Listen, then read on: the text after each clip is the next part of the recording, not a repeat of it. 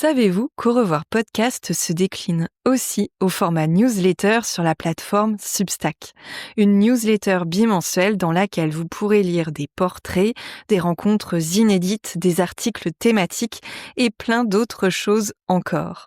J'en profite aussi pour vous annoncer que les épisodes mis en ligne entre 2020 et 2024 ne seront bientôt accessibles qu'aux personnes qui auront souscrit un abonnement à cette newsletter.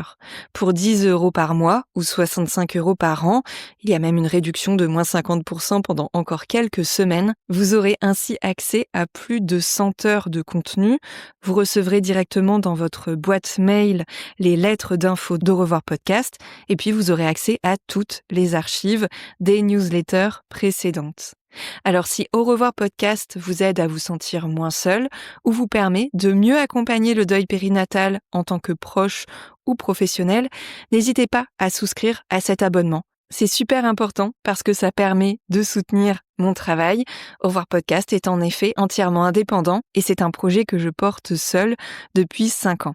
Et puis pas de panique, chaque newsletter est accompagné d'un aperçu gratuit et vous aurez bientôt accès à un tout nouveau site internet avec plein de ressources en libre accès. Et puis la saison 5, à laquelle l'épisode que vous écoutez appartient, reste elle aussi gratuite. Maintenant, je n'ai plus qu'à vous souhaiter une belle écoute et vous remercier par avance pour votre soutien. Au revoir est un podcast consacré au deuil périnatal. Le deuil périnatal, c'est le fait de perdre son bébé durant la grossesse, au moment de l'accouchement, ou quelque temps après sa naissance. Par conséquent, les épisodes de ce podcast abordent des questions sensibles et douloureuses. Avec mes invités, nous parlerons notamment d'arrêt naturel de grossesse, d'interruption médicale de grossesse, de mort in utero, ou encore du décès d'un enfant quelques minutes, heures, jours ou semaines après sa naissance. Assurez-vous de pouvoir écouter cet épisode dans de bonnes conditions. Et surtout, n'oubliez pas. N'oubliez pas. Et surtout, n'oubliez pas. Dans le mot deuil, il y a certes le D, De décès. mais il y a aussi le E d'espoir. D'espoir. D'espoir. Et le I. Qu'on retrouve dans le mot vie. Qu'on retrouve dans le mot. Qu'on retrouve dans le mot vie. je vous souhaite une bonne écoute.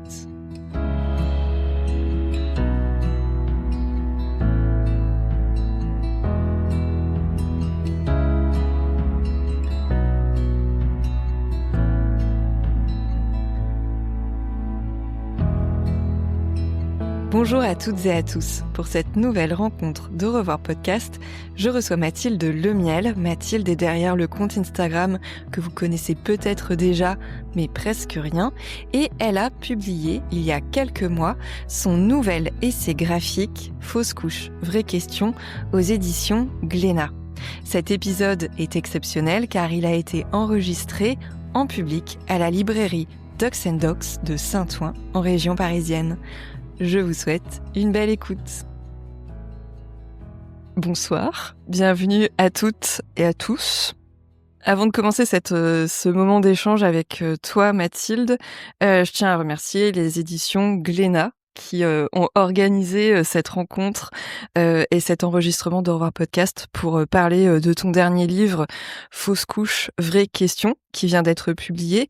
Et merci également à la librairie Ducks & Docs de nous accueillir ce soir pour ce moment d'échange. En plus, c'est assez chouette, je trouve, de pouvoir parler d'un essai graphique, d'une bande dessinée dans une librairie et de mettre en valeur les librairies indépendantes. Donc voilà, je suis très très contente ce soir et très contente de pouvoir échanger avec toi, Mathilde, en présence d'autres personnes, parce que le but aussi des podcasts, c'est de pouvoir créer des rencontres, de voir des personnes qui assistent à l'enregistrement. Je trouve ça très émouvant. Ce soir, Mathilde, on va parler de ton dernier livre qui parle de fausse couche. Donc un très beau livre pour parler d'une épreuve qui est loin d'être simple, un livre dans lequel tu tires de nombreux fils avec beaucoup de délicatesse, de nuances. Tu dis toi-même, tu marches sur des œufs quand tu en parles. De nombreux fils que tu tires pour interroger le vécu des fausses couches, leur perception aussi sociale, culturelle, le contexte historique aussi dans lequel ces fausses couches sont vécues. Et d'ailleurs, tu poses une question qui est quand même le fil conducteur de ce livre, eh bien une fausse couche, qu'est-ce que c'est ? Et c'est de ça dont on va parler ce soir. C'est un livre que je trouve très riche, très passionnant. Et puis en plus, tu abordes les choses avec une honnêteté intellectuelle.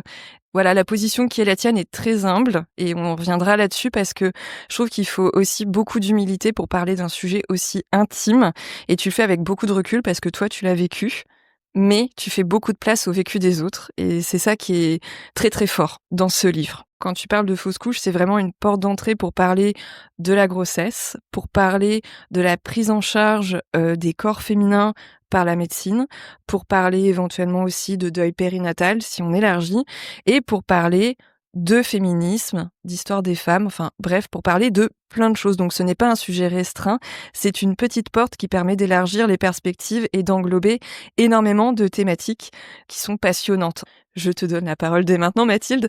Dans ton précédent livre, Mais presque rien, en 2021, tu déroulais le fil de ton expérience à toi de parentalité qui a été ponctuée par plusieurs arrêts de grossesse. 4. Depuis, tu as travaillé sur d'autres projets, mais la question des fausses couches, c'est quand même une problématique sur laquelle tu t'engages régulièrement à travers aussi ton compte Instagram et ton blog, il y a très longtemps, qui est le point de départ de tout ça. Tu t'es aussi engagé pour le collectif Fausses couches vraies vécues, pour un meilleur accompagnement, une meilleure reconnaissance de ce que les personnes traversent. Et donc maintenant, fausses couches, vraies questions. Donc tu n'en as pas fini avec cette question, justement, Mathilde. Alors, Et peut-être que oui, justement, maintenant. maintenant, peut-être que oui, mais en tout cas, pour ce livre, quelles étaient tes envies ? Qu'est-ce qui te restait à dire, à explorer sur la question des fausses couches ? Disons que dans le premier tome, en fait, au début, d'ailleurs, pour venir au tout début, quand j'ai fait le premier Presque rien, avec mon éditrice, l'idée était d'en faire tout de suite un deuxième pour, avec d'un côté le côté plus intime et de l'autre les questionnements que j'avais déjà en tête, en fait, tous ces questions, en fait, d'ouvrir la thématique. Ah ok, il m'est arrivé ça, donc voici mon histoire. Maintenant, qu'est-ce que j'en fais ? Qu'est-ce que j'en ai fait ? Quels sont mes questionnements autour de ça ? Et puis finalement, ça s'est pas fait. Et puis ça s'est fait après, plus tard avec Glénat. Et par le biais d'Instagram, j'avais déjà ces questionnements sur qu'est-ce que ça voulait dire faire une fausse couche, d'où venait le mot. Je me posais plein de questions sur voilà l'historique, et puis surtout aussi sur les autres. Ok, moi j'avais vécu ça et j'ai commencé à faire pas mal de témoignages, savoir qu'avaient vécu les autres, comment elles l'avaient vécu, et c'est de tirer en fait justement des fils et de ça est venu des questions et que j'essaie de répondre plus ou moins dans ce livre sans forcément avoir de réponse d'ailleurs parce qu'il y en a peut-être pas en fait, et puis s'il y en a, elle est à chacune la sienne, donc il n'y a pas de vérité, on va dire. Et puis surtout, voilà, j'ai vraiment imaginé en tout cas ce livre-là comme une enquête. Et pendant longtemps d'ailleurs, ça a été le sous-titre du livre. Et puis finalement, on l'a pas mis. Alors, on va revenir quelques instants sur le titre. C'est écrit, alors j'allais dire noir sur blanc, non, bleu foncé sur blanc, fausse couche. Et tu le dis en préambule, en fait, dès le début, peut-être avez-vous remarqué que j'ai choisi délibérément d'appeler mon livre « Fausse couche », de l'écrire en gros et en gras sur la couverture. Alors, ce mot, voilà, il fait l'objet de débats. Il y a certaines personnes qui préfèrent employer d'autres expressions comme « arrêt naturel de grossesse »,« arrêt spontané de grossesse ». Grossesse arrêtée. Voilà. Alors pourquoi, toi, tu assumes de mettre ce mot « fausse couche » en titre ? Parce qu'il est très évocateur. Enfin, pour moi, quand on dit fausse couche, on sait de quoi on parle. Et il parle directement et il parle à tous. On voit la couverture, on sait de quoi ça parle. Grossesse arrêtée, arrêt naturel de grossesse. Je trouve que c'est encore des mots qui sont bien, que j'utilise dans le livre, etc., mais qui rassemblent peut-être moins que fausse couche, qui, malgré tous les défauts qu'il a, et j'en parle dans le livre, voilà, a le pouvoir pour moi de rassembler. Et c'était ce que je voulais faire. Moi, ce qui m'intéressait, c'était d'ouvrir à le plus de monde possible et que ça puisse parler à quelqu'un qui connaît le terme grossesse arrêtée, mais à quelqu'un qui ne connaît absolument rien aussi, quoi.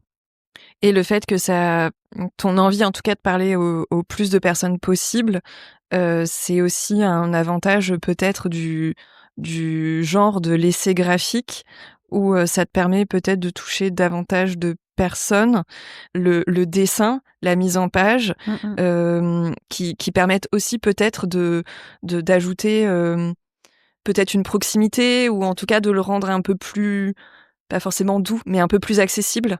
Accessible, oui, c'est sûr. Un peu plus populaire, on va dire, parce que la BD, ça reste un média qui est assez médium plutôt populaire et du coup, ça m'intéressait de vraiment, pour moi, c'était toucher le plus de monde possible. Et effectivement, la question du mot fausse couche, en plus, elle est importante, mais pour moi, elle n'est pas primordiale.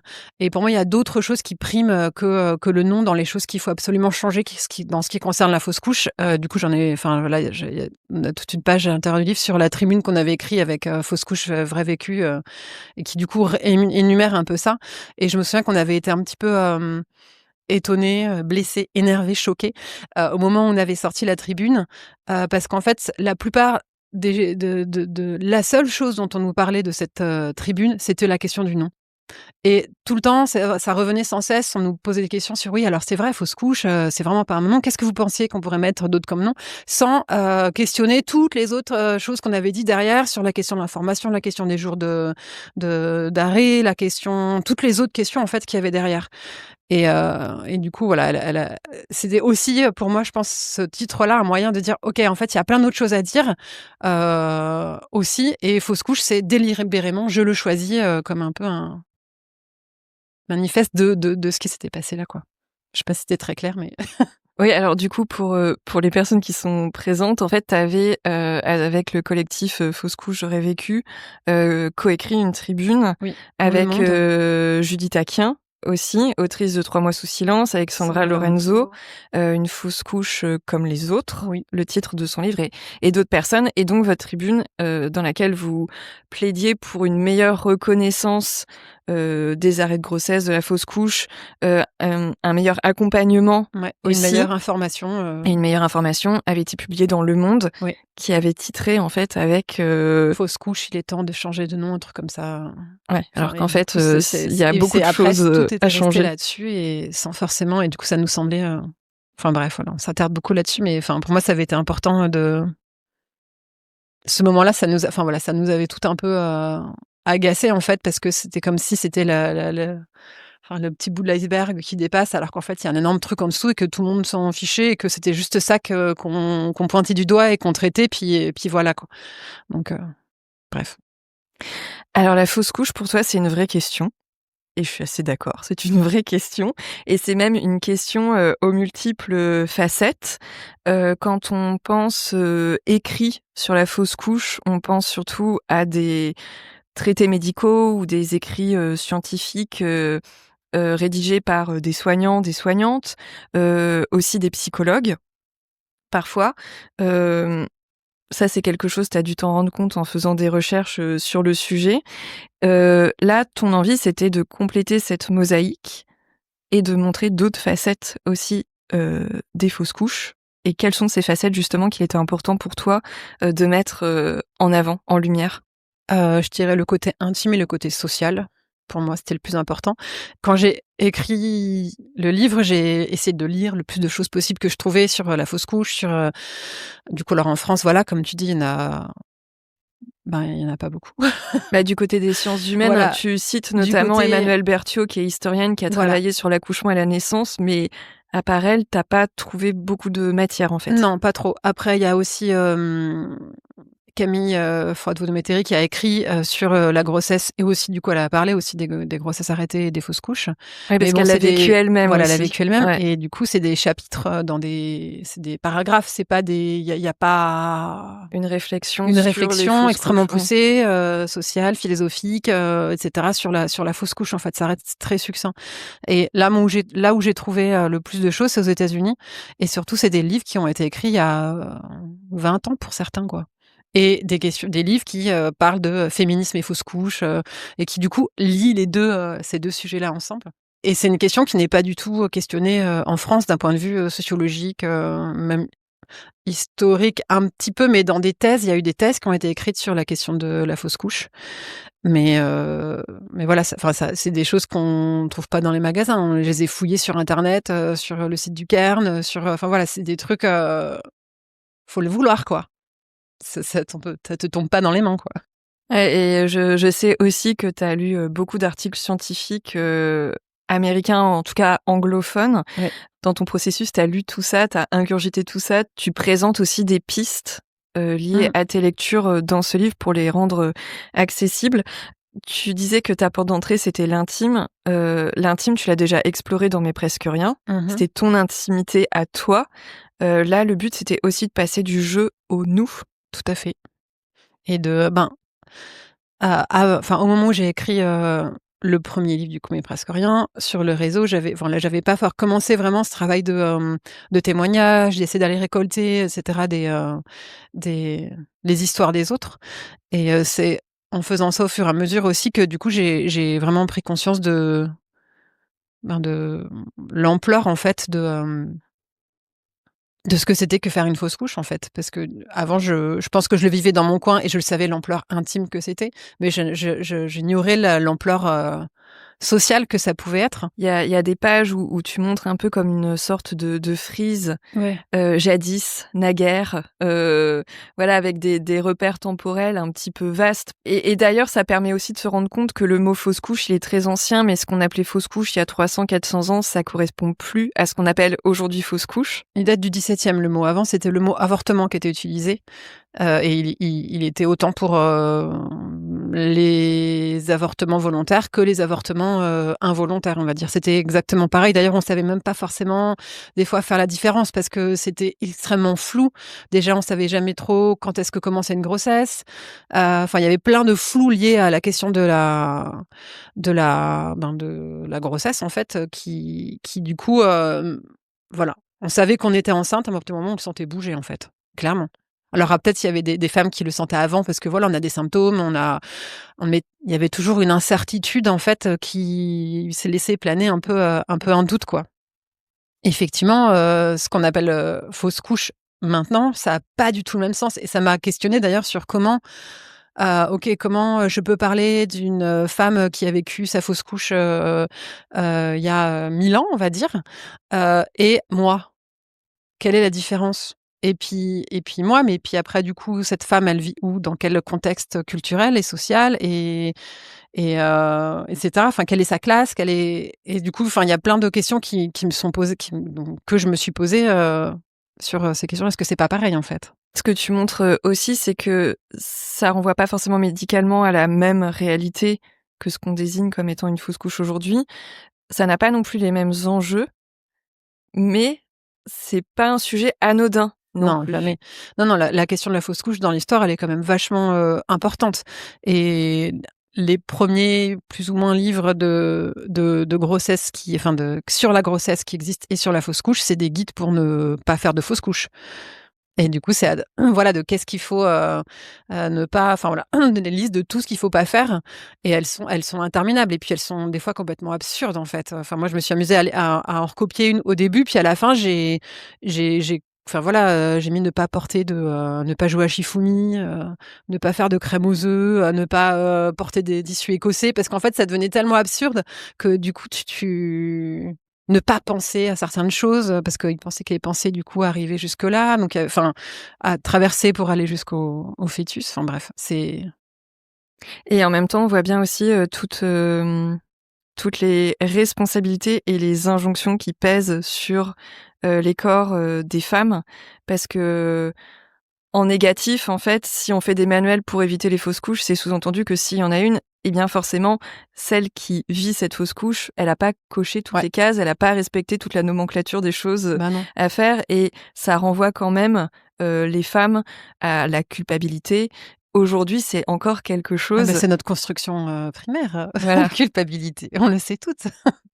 Alors justement, ça fait un petit pont avec une question que j'avais quand tu mets pour éviter de faire une fausse couche, ne jouez pas à Shifumi. Le format de l'essai graphique, ça te laisse une grande liberté justement pour pouvoir parler de ce type de sujet. En gros, tu t'es fait plaisir, quoi. J'ai essayé de mettre un peu d'humour parce que je parle pas d'un sujet facile, en fait, et j'avais envie juste d'essayer de dire les choses, mais avec un peu d'humour et de détachement, parce que il en faut dans la vie. Sinon après c'est trop bad. Même si après voilà, j'essaie d'en parler correctement aussi, mais Alors justement, dans la liberté de ton que tu peux avoir, tu te mets en scène, toi, on y de temps en reviendra. temps, ouais. Et il y a la figure d'un petit livre, justement. Ce petit livre, Enfin, l'idée, c'est de prendre parfois un petit peu de recul sur le sujet qui est très douloureux et d'apporter des petits moments un peu de légèreté, de dédramatiser quelque part. Voilà, c'est un petit fil conducteur. Vous regarderez en feuilletant le livre, il y a un petit livre qui est là, qui est un petit peu comme un guide. Enfin, moi, je l'ai vu un peu comme ça. Il est un peu un guide, il est un peu des fois pour faire de l'humour, il est un peu des fois pour dire appuyer un propos que encore plus loin que j'aurais pas pu forcément dire, mais du coup lui il le dit puis c'est pas moi qui l'ai dit. Donc enfin voilà, ça me permet de des fois d'aller un peu plus loin et puis aussi voilà d'amener un peu d'humour et puis voilà, c'était rigolo d'avoir un petit comme un petit avatar en fait. Tu fais entendre tes questionnements, tes hésitations, tes craintes, tes réflexions. Là, je te cite: «J'ai toujours eu du mal à nommer ce que j'avais perdu. Comment nommer correctement?» Vraiment, le choix des mots pour toi, c'est très, très important. Tu dis aussi: «Dans tous ces doutes, je me sentais marcher sur des œufs et surtout en grande difficulté pour poser des mots là où ceux-ci n'existent pas». Quelque part, tu as une responsabilité aussi parce que ce livre, il parle de ton vécu, mais il n'empêche que tu laisses toute la place au vécu des autres. T'as pas envie d'employer des mots qui pourraient être soit mal interprétés, soit de plaquer des mots sur un vécu, parce que c'est un peu le risque. Dans notre esprit, on peut se dire, bah tiens, un tel a vécu une fausse couche, donc nécessairement, elle doit ressentir ci ou ça. Toi, on sent qu'il y a vraiment cette volonté de trouver les mots justes, parfois de ne pas avoir de réponse aux questions que tu as, juste de développer des hypothèses. Voilà, c'était par exemple cette peur de plaquer des émotions sur un vécu qui n'est pas le tien et Enfin, je pense qu'il y a autant de vécu que de grossesse en fait et puis moi je suis pas là pour dire, c'est comme ça et c'est pas comme ça et puis j'aime l'idée que enfin c'est un essai donc un essai, on n'est pas il y a du doute et je pense que le doute, enfin moi en tout cas je le trouve important parce qu'il permet de pousser la réflexion plus loin et de réfléchir et de continuer de chercher et de pas juste s'arrêter à: «OK en fait, une fausse couche, c'est ça le ressenti, il y en a pas d'autre».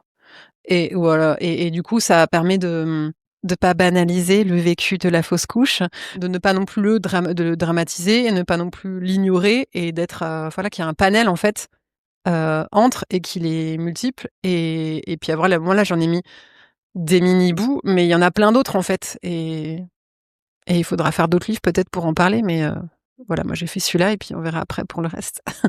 Et puis voilà, puis il y a toujours aussi la question, voilà, de moi je suis mon travail c'est de dessiner et d'écrire des histoires.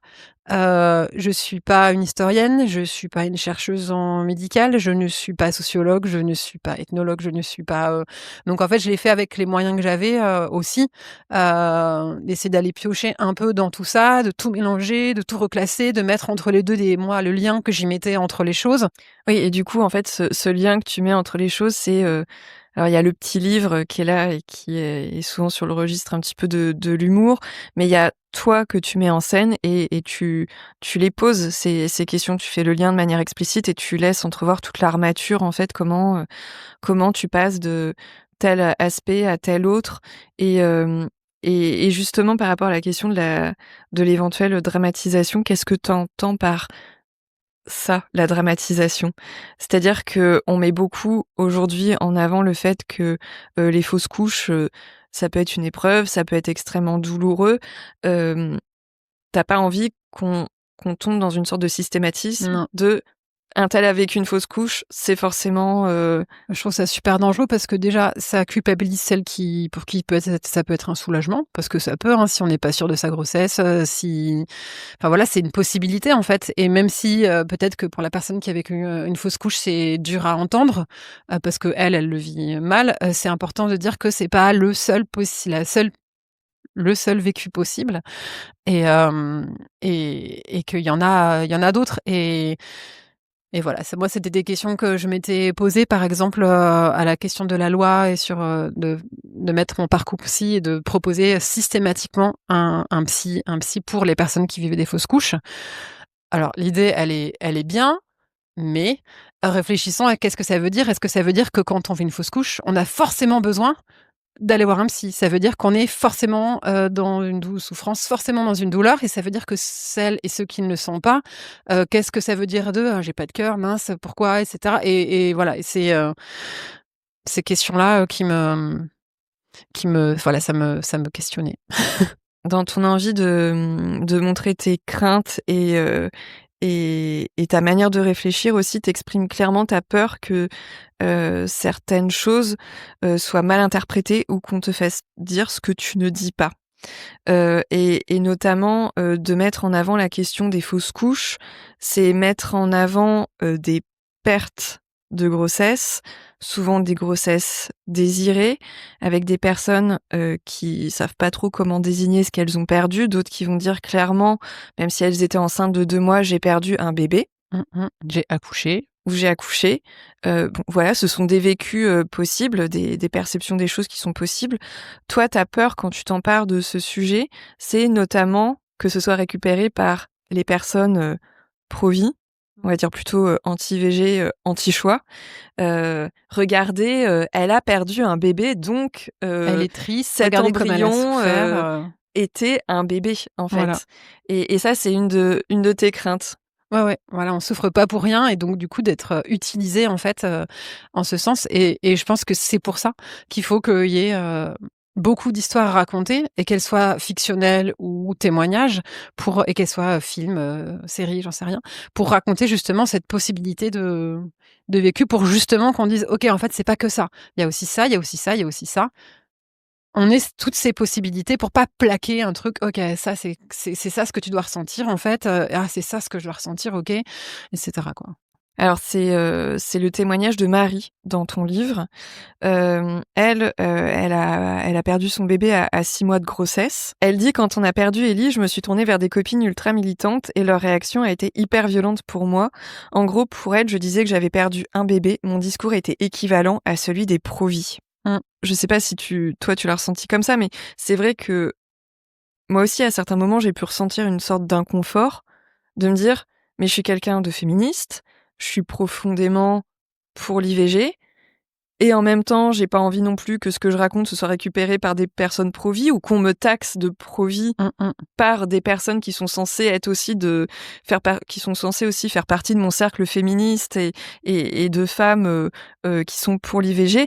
Et toi, en fait, à travers ton livre, à travers cette déambulation qui nous permet de rencontrer plein de personnes, plein de femmes, des couples, on en arrive en fait à la conclusion qu'on peut se frayer aussi un chemin au milieu de tout ça, être profondément féministe, s'engager pour l'avortement, être pro-choix et en même temps, on peut pleurer ses fausses couches. Bah oui. On peut se dire: «J'ai perdu un bébé», quand bien même on sait que médicalement c'était un embryon. Après, voilà, on peut aussi se poser la question de: «Est-ce que c'était un bébé, pas un bébé?» Bah ça c'est complètement intime en fait. Ça c'est pas, enfin c'est à la personne qui le vit de choisir, comment elle nomme ce qu'elle a perdu ou enfin voilà, c'est pas à d'autres de le dire. En tout cas pour moi. Mais en tout cas, c'est là que tu veux vraiment frayer un chemin à ce discours de: «Bah oui, on peut être attaché à sa grossesse et être profondément féministe et ne remettre en cause aucun droit». Mais tout à fait et moi c'est des questions que je me suis posées et même là quand tu les formules à voix haute, je me dis: «Mais c'est complètement absurde de penser à un truc pareil». Pourquoi? Pourquoi je pense ça en fait? Qu'est-ce qui s'est passé, tu vois dans le féminisme, on va dire, pour que j'arrive à cette pensée-là en fait? Qu'est-ce qui s'est passé? Mais du coup, c'est une question que je me pose, en fait.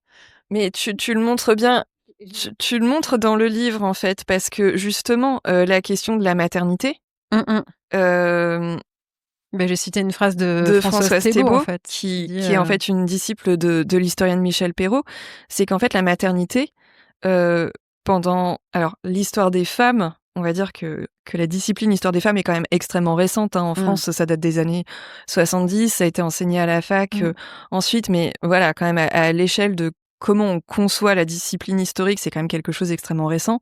Et quand on a commencé à réfléchir à la maternité, c'était pour montrer que, historiquement, sociologiquement, culturellement, on enfermait les femmes dans le rôle de mère. Donc c'est vraiment pour prendre ces distances par rapport à cette maternité comme injonction, en fait. Pour qu'une femme soit vraiment considérée comme une femme, il faut qu'elle soit mère.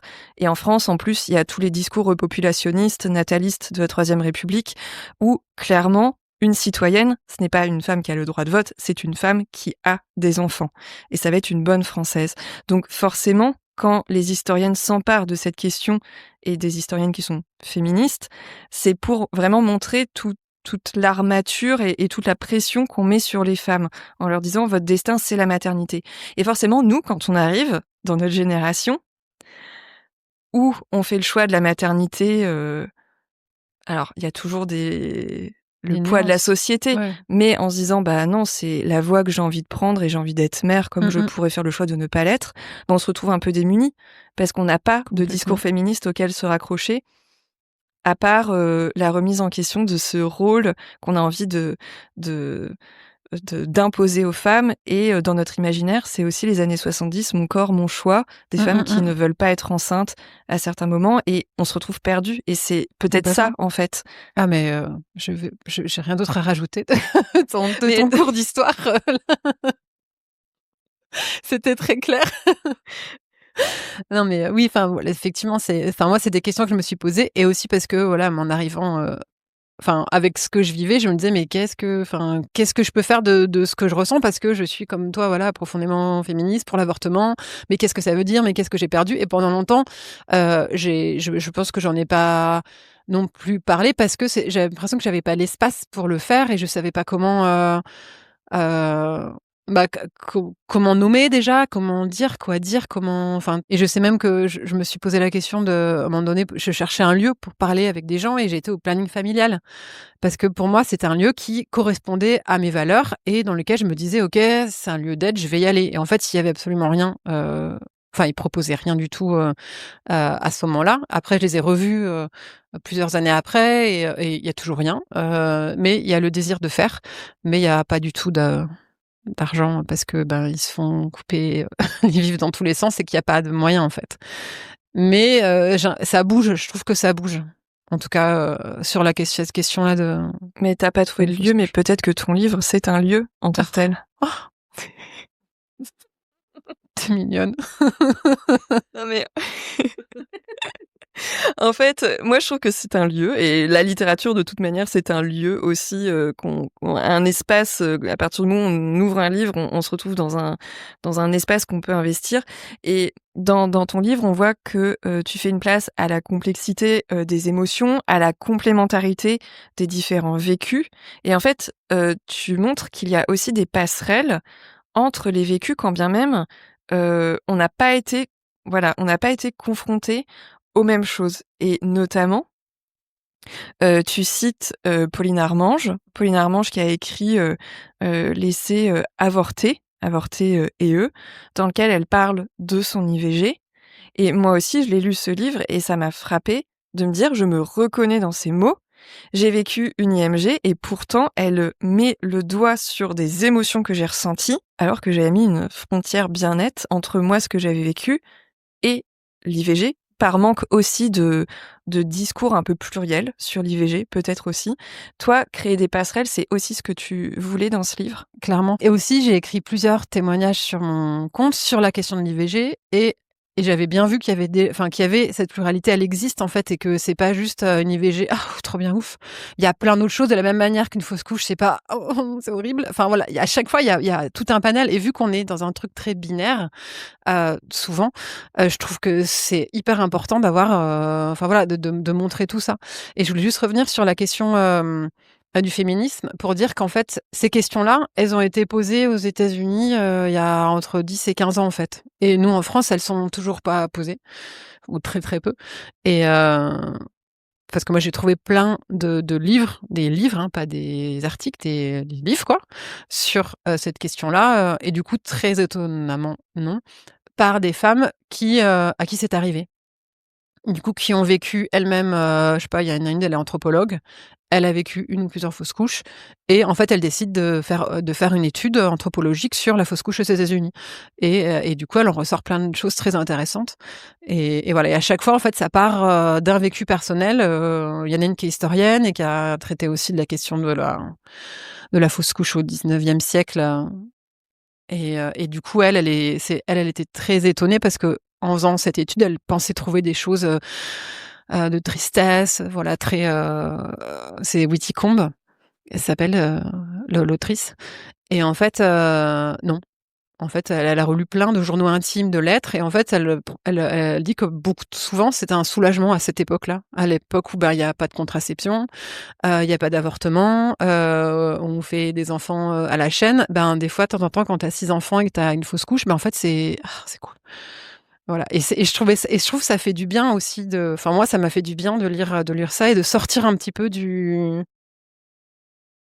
De prendre de la hauteur, en fait. Ouais, voilà, de me dire, OK, en fait, c'est pas juste un petit monde comme ça, c'est un monde super grand et il y a plein de choses à dire dessus, quoi. Alors, il y a effectivement plein de choses à dire dessus, donc on va pas non plus dévoiler tout ce que tu dis dans le livre, mais malgré tout, tu dresses un état des lieux, historique. Tu mêles les témoignages, tes propres réflexions, mais ton engagement, c'est pas juste mettre en lumière des parcours et des tranches d'intimité, on va dire. C'est aussi de faire des propositions, faire bouger les choses. J'ai envie de faire bouger les mentalités. Après, j'ai envie de faire bouger aussi, je pense, c'est plus comment faire pour faire bouger tout ça, en fait. Et je pense que pour moi, il y a plusieurs axes. Il y a la question de l'information, donc autant faire des livres comme ça. Mais j'ai fait aussi j'ai bossé avec des maternités, avec des urgences gynécologiques, des choses comme ça, pour faire des petits livrets, des fascicules qui puissent être distribués au moment, pour les personnes. Et là, je réfléchis du coup à un autre petit papier du coup qui pourrait être distribué pour les sages-femmes, et un papier qu'elles puissent imprimer chez elles et qui soit juste OK, on t'a donné le médicament pour évacuer l'embryon. Enfin, qui soit sur des choses très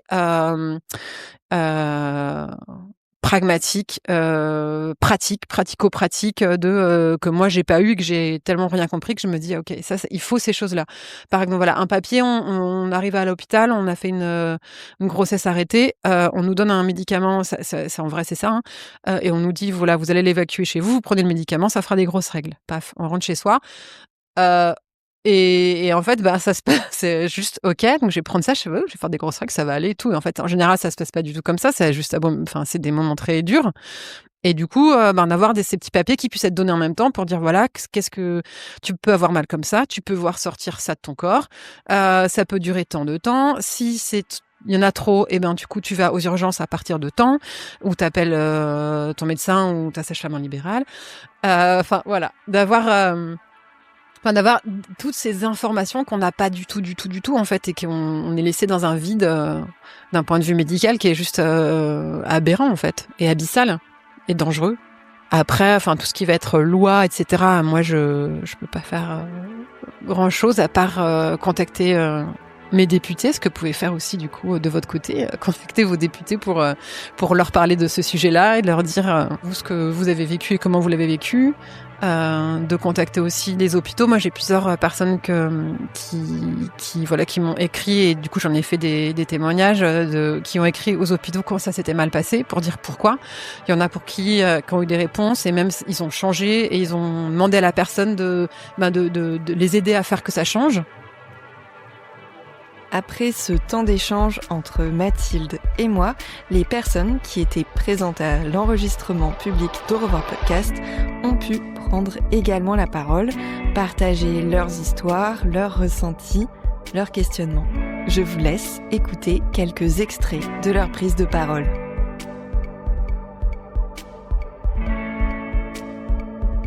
Bonsoir, j'ai une question par rapport à quelque chose que tu as dit par rapport aux croyances un peu loufoques sur comment éviter une fausse couche, et notamment l'idée que c'est la pensée qui provoque ça. Parce que, alors autant porter un tissu écossais, maintenant on sait qu'il y a peu de chances que ça provoque une fausse couche, autant personnellement j'ai été amenée à voir un psychiatre qui m'a expliqué que la raison pour laquelle on peut ne pas tomber enceinte, c'est parce qu'on en a tellement envie que quand on pense trop à quelque chose, ça n'arrive pas. Et c'était en 2024. Donc je voulais savoir si au niveau des documents que tu as lus, de tes recherches, tu as vu des choses qui parlaient un petit peu de ça, parce que je trouve que c'est encore une idée reçue très très présente et qui est très culpabilisante. Ah oui, clairement. Je pense que ça c'est resté encore, hein, mais effectivement, ils établissent Par exemple, là, il y a Vincent de Beauvois qui cite Constantin l'Africain et qui dit: «La cause de l'avortement est en gé», du coup, ils disent avortement, mais c'est fausse couche dont ils parlent, «est en général soit interne, soit externe. Comme cause externe, il y a par exemple un saut ou un cri excessif, soit de frayeur, soit de colère, soit de joie. S'il y en a trop et s'ils sont soudains, également un éternuement continuel ou un coup dans le ventre ou dans le dos, ou encore à cause d'un purgatif ou à cause d'une grande quantité ou une perte excessive de sang dans un organe du corps». Donc tu vois, on voit qu'effectivement, si tu sautes ou un cri excessif, que les excès émotionnels, dont en plus on sujette beaucoup les femmes, sont des problèmes, des problèmes, quoi. Et du coup, il y a un lien qui est établi entre, voilà, l'imagination, la pensée de ce qu'elle va penser et directement, l'utérus. Donc ça, après, j'ai pas forcément, trop poussé, mes questionnements là-dedans, mais en tout cas, voilà, c'est sûr que ça les rend, responsables, de ce qui leur arrive, en fait. Elles sont responsables, de leur, enfin, elles étaient responsables de la grossesse qui s'arrête, d'avoir un enfant mal formé, de tout ça, en fait, c'est les ouais, ou d'être infertile, c'était, leur responsabilité et jamais, jamais, mon Dieu, celle de l'homme. Ou très rarement, en tout cas. Bon, ça a pu être, un petit peu réfléchi, mais pas trop, quoi. En tout cas, je trouve que ça vaut le coup de faire 10 années d'études pour dire que tout est dans la tête et que ça se saurait si c'était un Ah ouais, non, contraceptif. je en suis fait, en désolée tant que tel. que tu aies eu à entendre ça, c'est Mais en fait, c'est terrible parce que des témoignages comme ça, ouais, on en reçoit encore, beaucoup, en ouais. fait. Et, et c'est dur de prendre du recul en plus Mmh là-dessus mh. quand on le vit et qu'un professionnel. Bah, parce qu'on sait déjà des choses qu'on pense, en fait, donc s'il y a un professionnel qui le dit, c'est comme si ça validait ta pensée, Oui, parce que c'est dans ces moments-là qu'en plus on peut être sujet à un peu des moments où on n'est pas très rationnel, où on va aller mmh. chercher des causes qui sont en fait pas des causes, où on a beau savoir qu'il y a pas de pensée magique, on va se dire: «Non mais j'ai forcément pensé, fait quelque chose qui ne Mmh, va mmh, pas», mmh, mmh. et quand en plus un professionnel dit ça, c'est Ouais. Le fameux: «Est-ce que je le voulais vraiment?» Comme si ça pouvait être par la pensée et qu'il y aurait dans ce cas, il y aurait pas d'avortement, en fait, enfin, c'est pour aller très, très rapidement dans la pensée, et de donner de grossesse et voilà, il y aurait, Du coup, moi, je suis Alix et je suis sage-femme et je fais des groupes de parole à Paris pour les grossesses arrêtées au 1er trimestre.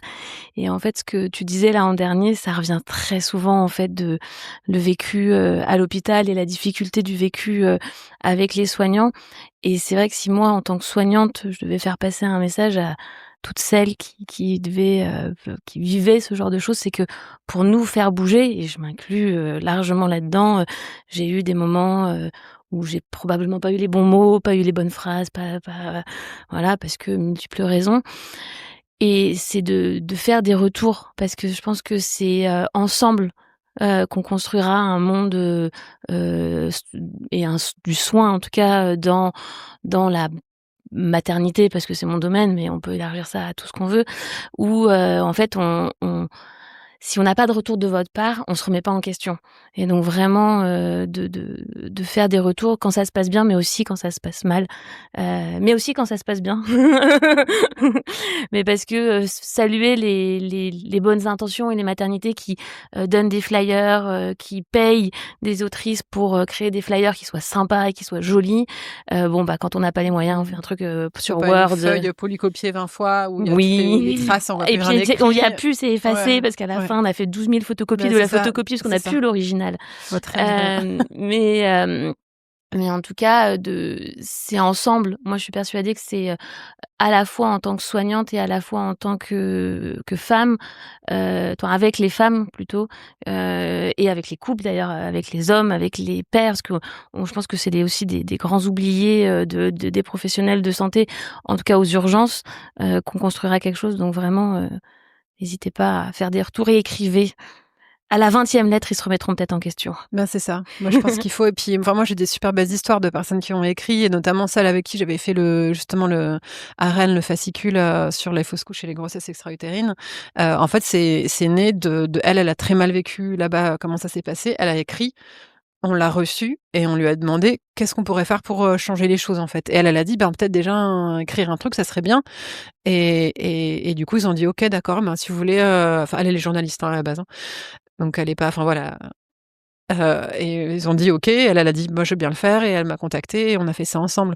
Donc Enfin voilà, il y a des, et puis je pense qu'il y en a plein des soignants qui arrivent, qui sont nouveaux, qui ont envie, et puis qui quand on leur dit, bah moi ça s'est mal passé, qui se remettent en question. Enfin voilà, et je pense que on est en train j'ai envie de dire d'évacuer peut-être tous les vieux qui sont très très qui peuvent Mais être beaucoup plus réticents et encore, etc. Et encore, il y en a des vieux très bien. Donc bah, c'est-à-dire qu'il y a des médecins, des sages-femmes qui ont de la bouteille, on va dire, ouais, mais qui sont d'une humanité folle bah c'est et ça. qui savent accompagner, et des personnes plus jeunes qui sont parfois catapultées dans des Bah c'est ça. domaines où en fait c'était pas forcément leur truc, ou alors enfin voilà, je pense que la conception de la médecine et du soin justement varie beaucoup d'une personne à l'autre, et que bah l'âge, la génération, ça peut être un facteur explicatif, mais pas seulement.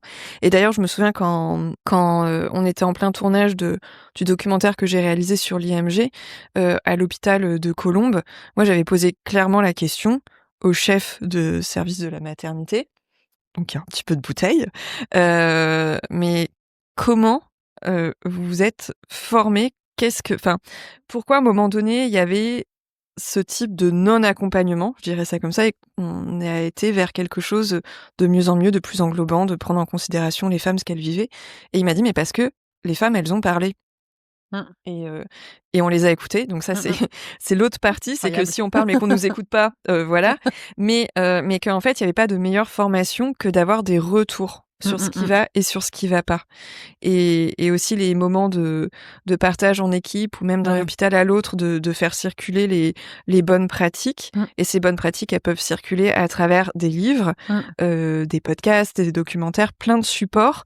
Hem et en fait, c'est ça, parfois on se sent pas forcément légitime à prendre la parole, mais je pense que c'est pas parce qu'on a en face de soi un soignant Qu'il est plus il fort. sait des choses, mais ce qu'on a vécu profondément, Ouais. bah, il y a que nous qui le savons, en fait. Et puis c'est important, ce qu'on a vécu, donc mmh.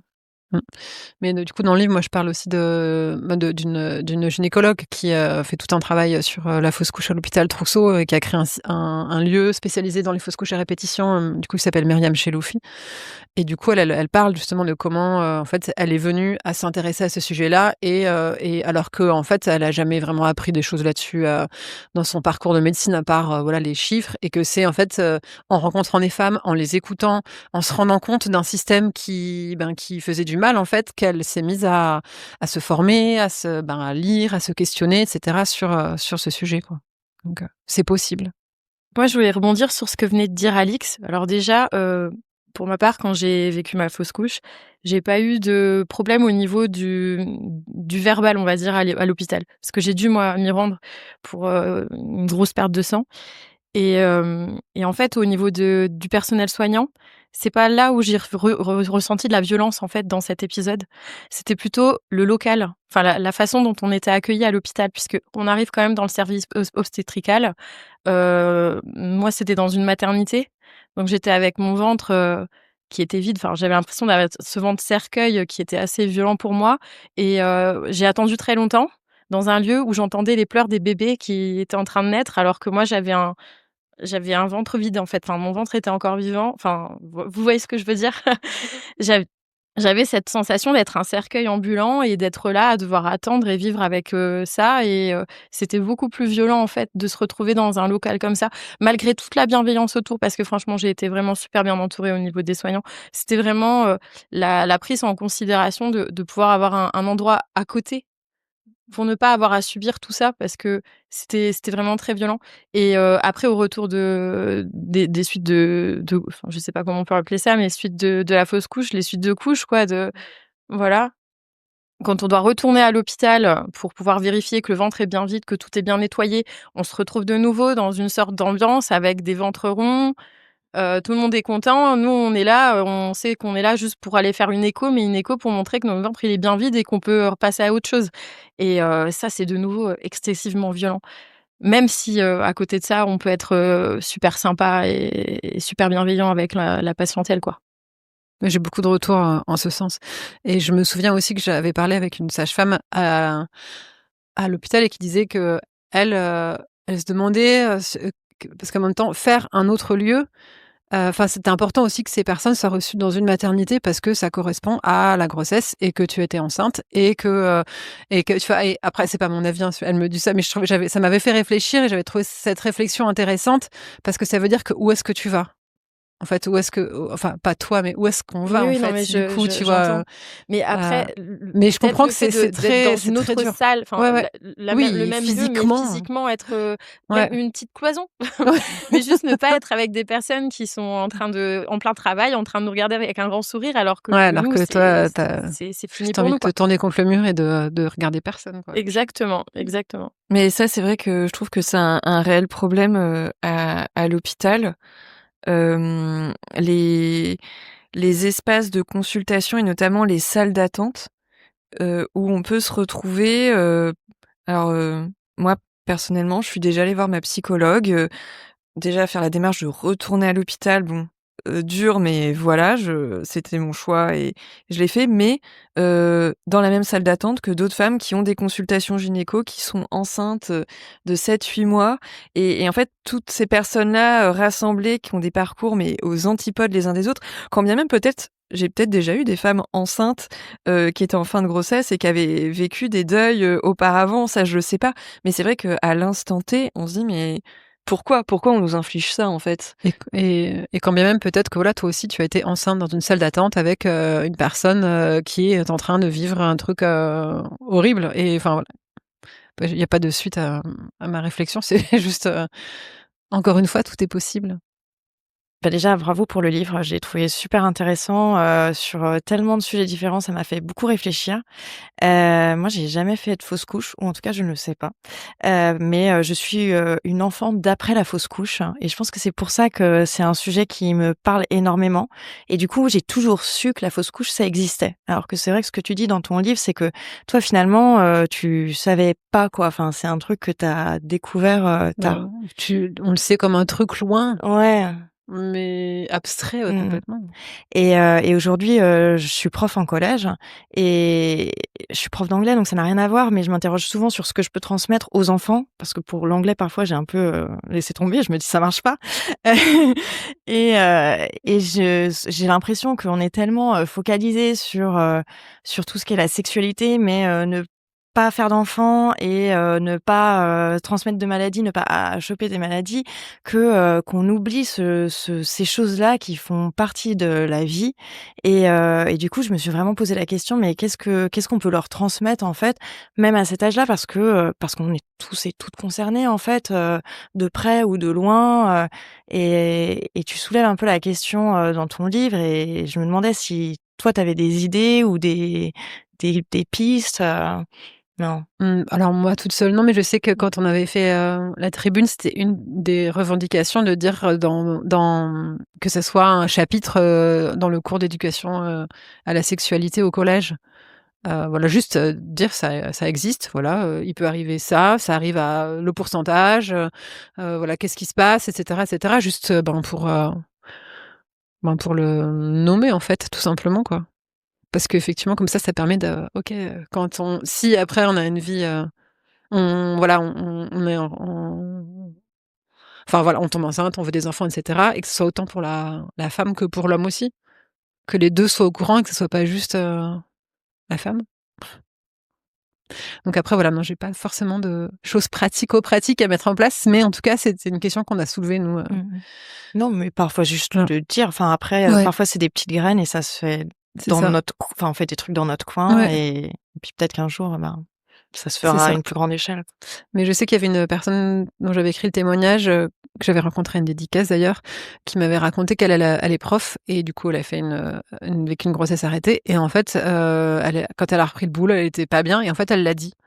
Pourquoi elle était pas bien et c'était des collégiens et en fait, elle était super étonnée parce qu'il y a plusieurs qui sont venus, des élèves qui sont venus la voir pour dire: «Ah mais ma maman aussi en a vécu» et elle a même reçu des appels des mères, enfin de mères du coup là en l'occurrence, pas forcément des pères, pour dire: «Ah ben, j'espère que vous allez bien, moi je l'ai vécu aussi» et cetera et du coup je trouvais ça bien parce que ça crée du lien en fait, d'un seul coup entre les gens et je trouvais et voilà, je trouve que c'était un beau geste qu'elle avait eu de le faire.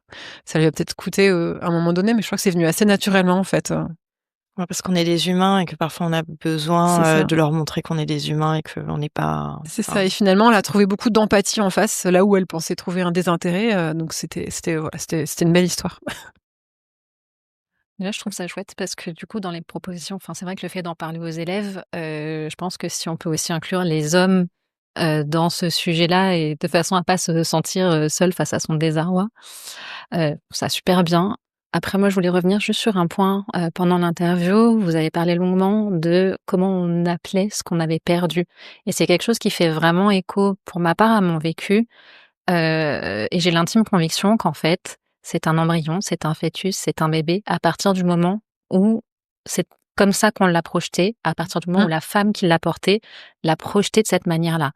Parce qu'à mon sens, on peut être féministe, pro-choix et subir une IVG d'un bébé que l'on a pourtant désiré. Et je trouve que c'est hyper important de pas mettre de cloisonnement. Alors ça fait beaucoup aussi appel à mon vécu, que Sophie connaît, mais c'est important de pas mettre de cloisonnement parce que comme tu le disais tout à l'heure, il y a autant de femmes que de vécus et les lignes, elles sont parfois extrêmement floues. Tout à fait. Et du coup, là, moi, je trouve que c'est important, c'est que moi, je peux pas te dire tu as perdu un bébé. C'est à toi de le dire. Moi, je peux pas. Enfin, c'est pas.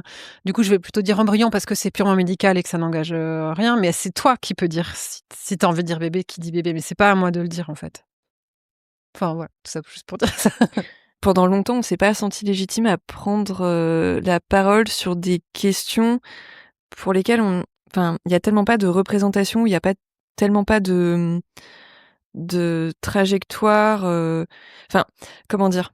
Pour l'IVG, par exemple, on a une vision de l'IVG qui est liée à une trajectoire. C'est on interrompt une grossesse volontairement. Interruption volontaire de grossesse parce qu'elle n'est pas désirée.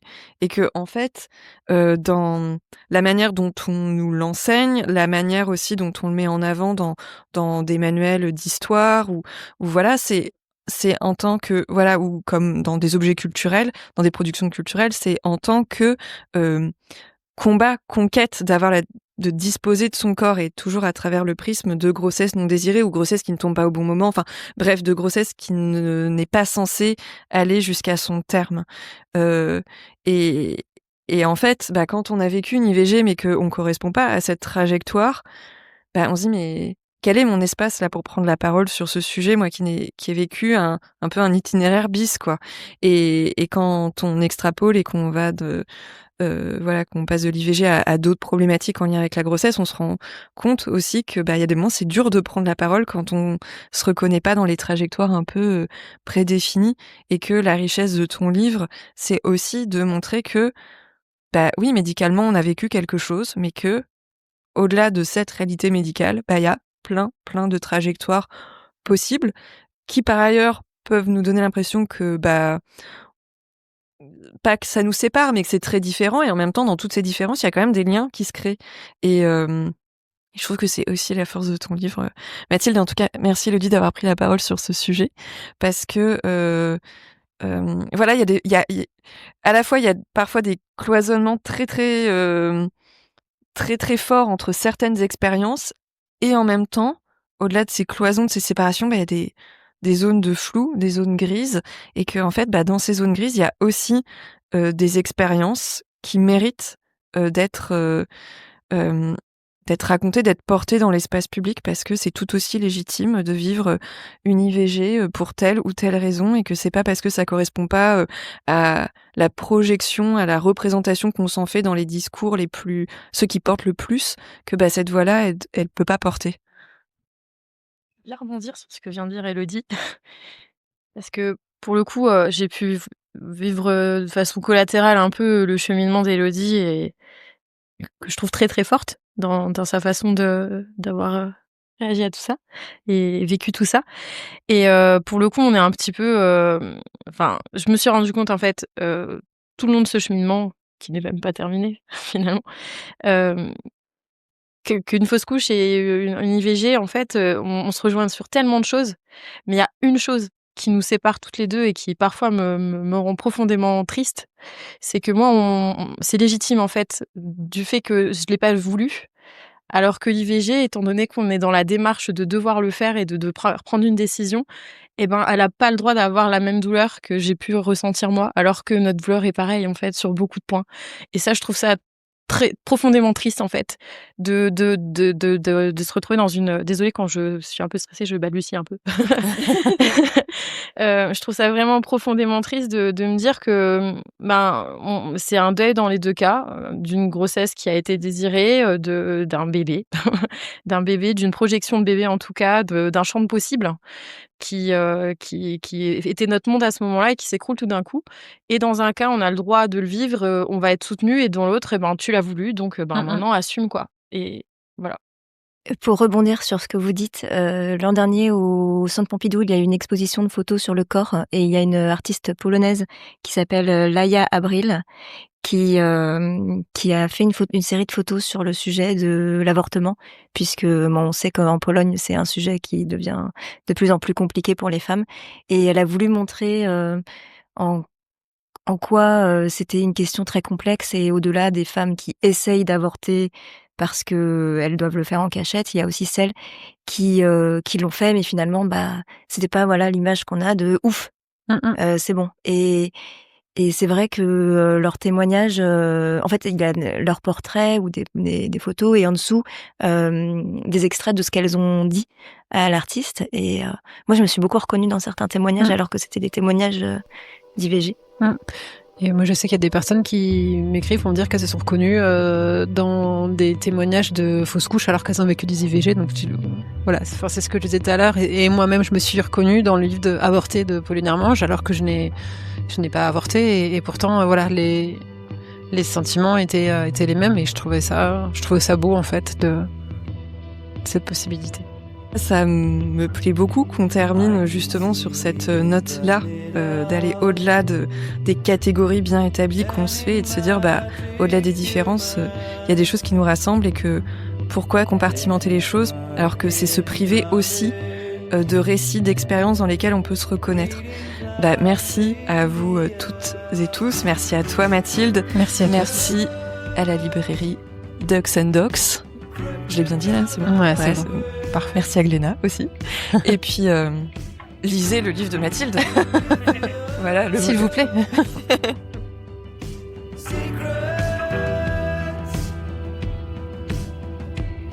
Cette rencontre avec Mathilde Lemiel touche à sa fin. Un grand merci à Mathilde ainsi qu'aux éditions Gléna et à la librairie Ducks and Docs de Saint-Ouen pour l'organisation de cet enregistrement en public. Et merci également à toutes les personnes qui ont fait le déplacement et qui sont intervenues lors de cet enregistrement. Je vous rappelle que le livre de Mathilde, Fausse couche, vraie question, est disponible dans toutes les librairies. N'hésitez pas à dire à votre librairie indépendante préférée de le commander. Je suis Sophie de Chivray aux manettes d'Au revoir podcast depuis septembre 2020. L'épisode que vous venez d'écouter fait partie de la saison 5 en accès gratuit sur toutes les plateformes d'écoute.